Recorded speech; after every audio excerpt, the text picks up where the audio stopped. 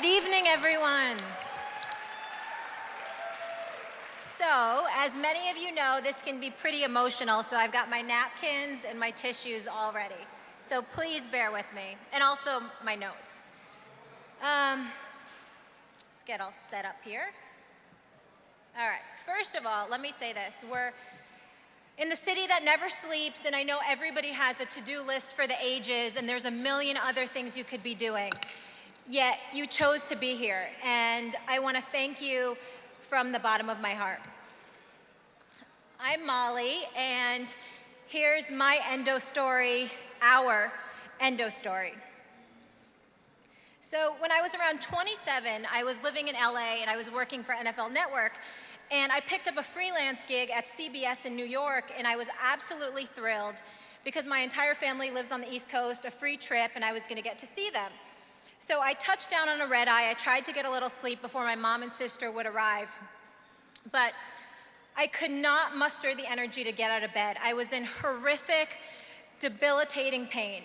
And for the men in the room, have you ever had food poisoning? Right? Food poisoning? It's awful. You're like crawling on the bathroom floor, you want to hug the toilet.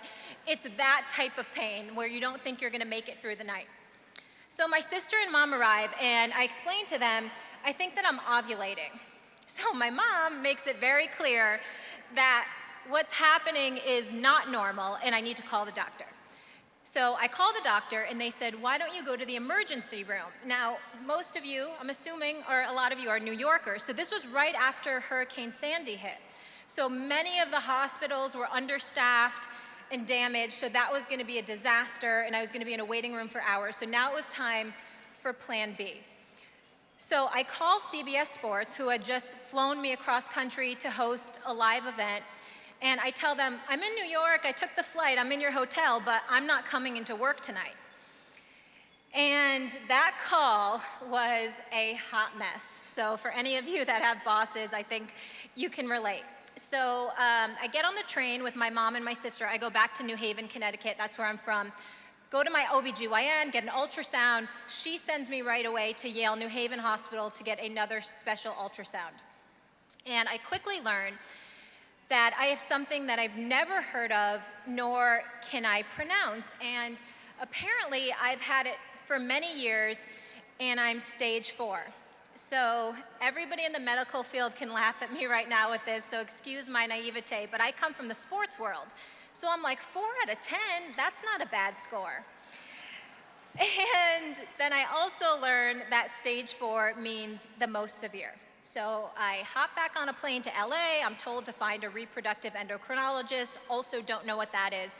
And next thing I know, I'm having surgery. And apparently, this wasn't just affecting my reproductive health, it had spread everywhere. My bladder, my rectum, and beyond. So between 2012 and now, I've had multiple surgeries. I've tried hormone injection therapy to put my body in menopause. I've had multiple egg retrievals. I have tried traditional Chinese medicine, acupuncture, Reiki. I'm now seeing an Ayurvedic doctor, castor oil packs, naturopathic doctors, herbs, and I have tried every diet imaginable. And I currently have 4 cysts.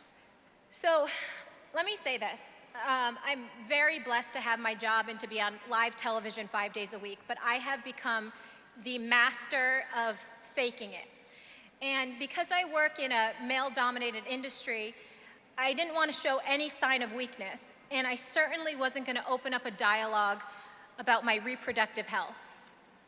So what did I do? I drank more coffee, and I worked harder to my own detriment. So as for the symptoms, I've had many sleepless nights from severe pain, including this past Sunday, flu-like symptoms, nausea, digestive issues, and many weeks where the only energy that I could muster was to go to work, and then my evenings and my weekends spent in bed. Struggling with my weight and fluctuations, and don't you worry, every network executive makes sure to point that out. So it can also take quite a toll on your psyche. Maybe I'll never have kids. Maybe I'm not worthy. Maybe I'm being punished. These awful thoughts that come in your head. All right, there it goes.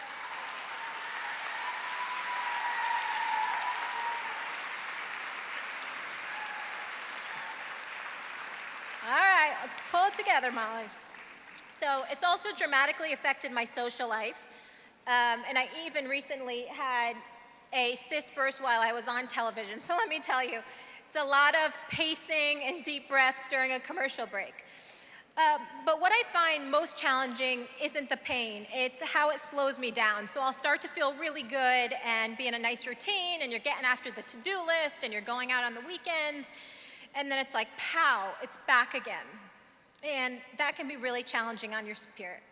So, the woe is me part of this talk is officially over and done with the negative. So my plan was never to speak out about endo. Then in another late night Google search for cures, I came across that Padma, someone that I really respected, had started an organization.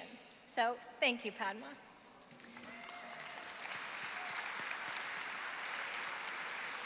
So I figured, all right, this is legit. So I reached out and I said, I'd like to attend next year's Blossom Ball. And everyone was so lovely and asked how I would like to participate and, in any capacity. And I said, I just like to be a wallflower. And then the magic happened. And it was very bittersweet. For me, I think the bitter was hearing the horror stories, these young girls who are receiving no medical care or hack surgeries or told to have a hysterectomy in their teens. And for me, no teenager should be deciding about their fertility. They should be picking out their prom dress, right?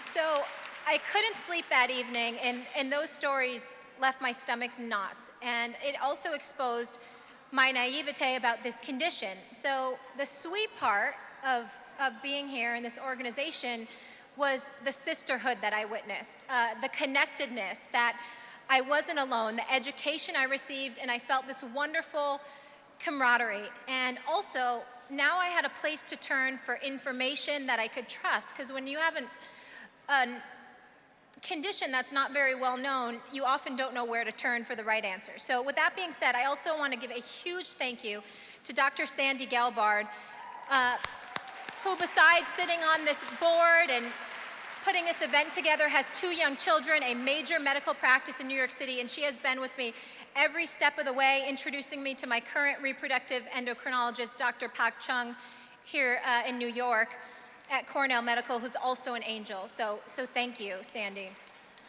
And then, as I mentioned, last year really emboldened me to speak out, because now it was no longer about repercussions I could face at work, it was about helping others.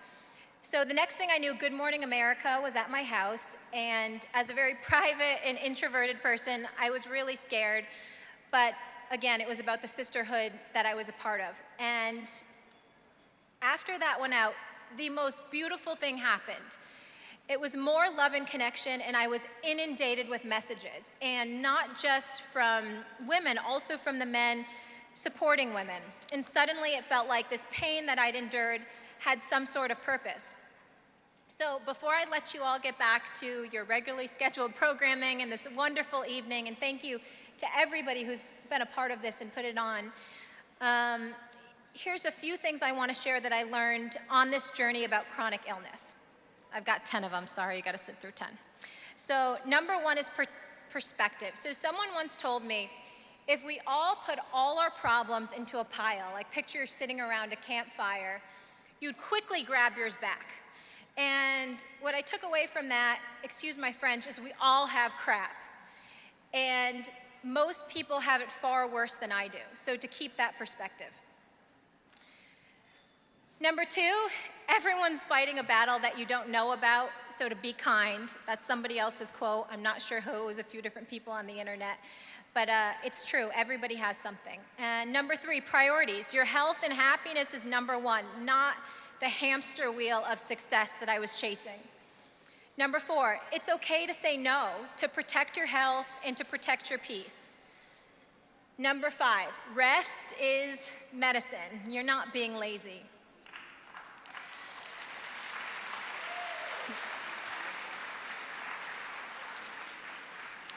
Number 6, don't forget about your passions and to laugh and to have fun. That gives you energy. Number 7, our thoughts and words have power. Stay positive, glass half full. Number 8, you are not alone. We are all fighting this battle together. And number 9, when we know better, we do better. That I know is the late, great Maya Angelou. And basically that means more research, more funding, and we owe that to this next generation. These young girls are so much stronger and more empowered, I know, than even I was, and they deserve better, and that's why we're all here tonight. And lastly, I truly believe this from the bottom of my heart, but you can go through life and you can assume that there's no rhyme or reason to its unfolding, or you can believe everything's a miracle. So look for your angels, the people that give you unconditional love and support. And I find that helping others really helps me too. So try to be an angel to someone else if you can. And I want to close by thanking my angels, my mother, who has spent countless hours praying for me and was there for every surgery, my father for his unrelenting support and steadiness, my husband for taking care of me when I take care of myself. I bet he wishes he could go back to the NBA and be single again, because he's endured a lot of lame weekends because of me. My sisters for being my emotional strength and pushing me when I have nothing left in the tank. So that's my endo story. That's our endo story, but that is far from the end of our story. Thank you, everybody. Thank you for caring. Have a blessed evening. Okay, I didn't cry that much.